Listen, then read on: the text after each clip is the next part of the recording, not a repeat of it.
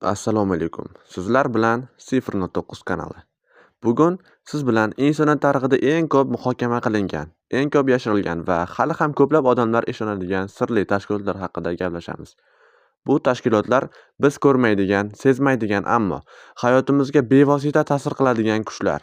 Oxirigacha tomosha qiling, eng qizig'i oxirida va bonus tarzda sizga hozir shakllanayotgan O'zbekistondagi yangi sirli guruh haqida gapirib beraman. Tayyormisiz? Keling, boshlaymiz.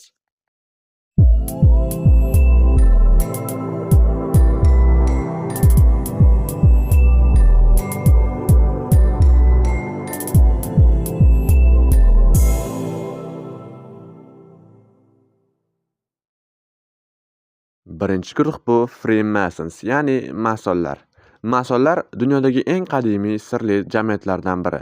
Ular o'zining ramzlari, rituallari va sirli belgilari bilan mashhur. Tarixda ko'plab mashhur shaxslar, jumladan prezidentlar, olimlar, biznesmenlar shu guruhga mansub bo'lgan. Ularning asosiy maqsadi dunyoni tartibini o'zlari istagan holatda boshqarish deb hisoblanadi. Siz dollar purdagi ko'zli piramidani ko'rganmisiz?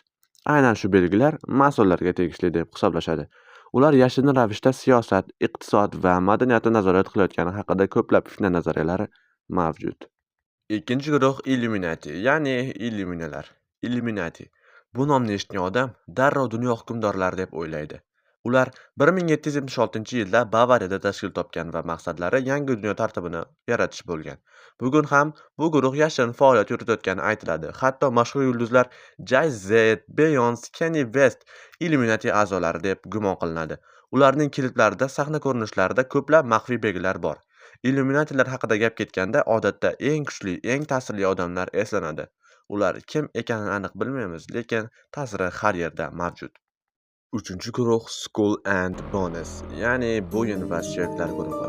Bu guruh AQShdagi Yale universitetida tashkil etilgan. Har yili faqat 15 nafar tanlangan odam bu guruhga qo'shilishi mumkin. Aytishlaricha, bu guruhga mansub odamlar keyinchalik AQSh siyosatini boshqarib kelgan. Masalan, sobiq prezident Jorj Bush ham bu tashkilot a'zosi bo'lgan.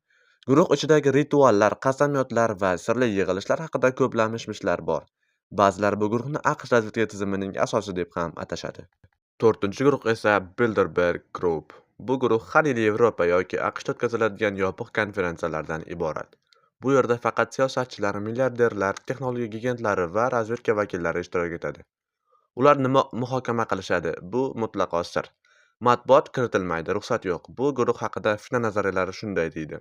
Ular global siyosat, narx-navolar, pandemiyalar, urushlar va hatto texnologik taraqqiyotning yo'nalishini belgilaydi. Ya'ni asl kuch ularning qo'lida. Va so'nggi guruh Anonymous, internetdagi ko'zga ko'rinmas kuch. Bu tashkilot boshqa barcha guruhlardan farq qiladi. Anonymous bu internetda paydo bo'lgan va hukumatlar, korporatsiyalar, adolatsizlik, qarshi kurashuvlar, xakerlar guruhi. Ularning ramzi Guy Fawkes niqobi.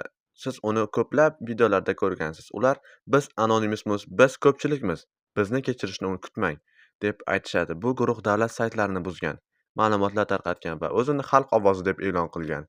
Ular boshqaruvga emas, erkinlikka intiladi. Endi esa siz hali eshitmagan, lekin sizni qiziqtirishi mumkin bo'lgan yangi sirli loyiha haqida gapirib bermoqchiman. Bu tashkilotning nomi Infinita. U maxsus taklif bilan ishlaydi.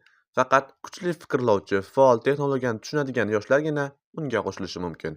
U yerda siz yashirin bilimlar, texnologik yondashuvlar, raqamli iqtisod, marketing, pul ishlash va zamonaviy dunyo sirlari bilan tanishasiz. Infinita bu faqat loyiha emas, bu harakat. Siz hozir uni e'tiborsiz qoldirishingiz mumkin, lekin ertaga u siz boshqarishga urinayotgan dunyoning kalitiga aylanishi mumkin. Men bu guruh haqida ko'proq ma'lumot yig'ishga harakat qildim va bu guruhga qo'shilishga ham ulgurdim. Agar siz ham xuddi shu guruhga qo'shilmoqchi bo'lsangiz, Telegramdan menga yozib yuboring. Tamom, o'zim qo'shib qo'yaman. Telegramga kirasiz, qidiruvga 009 deb bosasiz va mening profilim chiqadi. Ma'lumot o'rinda aytib o'tishim kerak, bu guruh hech qanaqa milliy, diniy yoki siyosiy ishlarga aralashmaydi. Siz bu tashkilotlardan qaysi biri haqida eshitgansiz? Fikrlaringizni izohlarda yozib qoldiring. Agar bu video sizga yoqqan bo'lsa, like bosing va like bosishingiz ham shart. Obuna bo'ling. Obuna bo'lishingiz ham shart. Va yangilardan xabardor bo'lib turing. Men 009 siz bilan bo'ldim. Biz hali sirlarni fosh qilamiz. Ko'rishguncha. Shu joyda kichkinagina reklama. Bu videodan keyingi video Telegram Premiumni bepulga olish haqida bo'ladi. O'tkazib yubormang.